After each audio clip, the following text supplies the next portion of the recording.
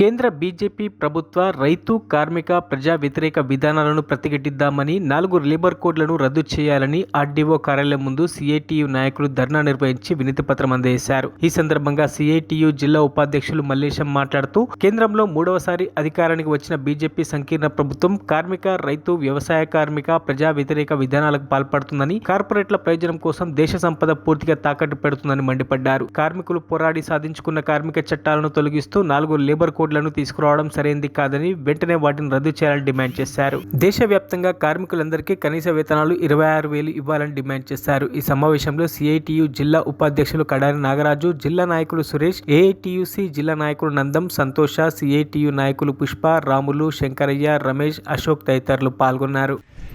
రైతు, వ్యవసాయ కార్మిక సంఘాలు, joint platform of trade unions పిలుపులో భాగంగా ఈరోజు నర్సాపూర్ ఆర్డీఓ కార్యాలయం ముందు ఏఐటియుసి, సిఐటియుల ఆధ్వర్యంలో నిరసన కార్యక్రమాన్ని చేయడం జరిగింది. ఈ సందర్భంగా కేంద్ర ప్రభుత్వాన్ని డిమాండ్ చేస్తున్నాం.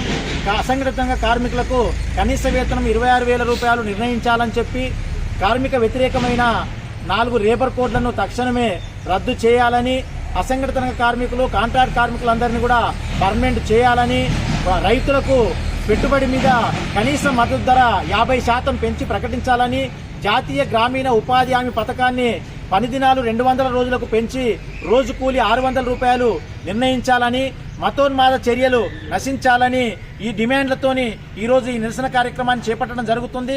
కేంద్రంలో నరేంద్ర మోడీ అధికారంలోకి వచ్చిన తర్వాత కార్పొరేట్ శక్తులకు ఊడిగం చేసే వ్యాప్తంగా ఒక పెద్ద చర్చ జరుగుతున్నది. నరేంద్ర మోడీ ప్రభుత్వము కార్పొరేట్ శక్తుల కోసమే పనిచేస్తుంది అన్నదానికి నిదర్శనము. గతంలో నుండి కూడా మేము చాలా విమర్శలు చేస్తున్నా చాలా మంది పట్టించుకోలేరు, ఈ ప్రభుత్వం పట్టించుకోలేదు. గత 5 రోజులుగా పత్రికలు కనుక గమనించినట్టయితే ఆదాని యొక్క లంచగొండి వ్యవహారము ఇలా అమెరికన్ కోర్టులో బయటపడ్డది.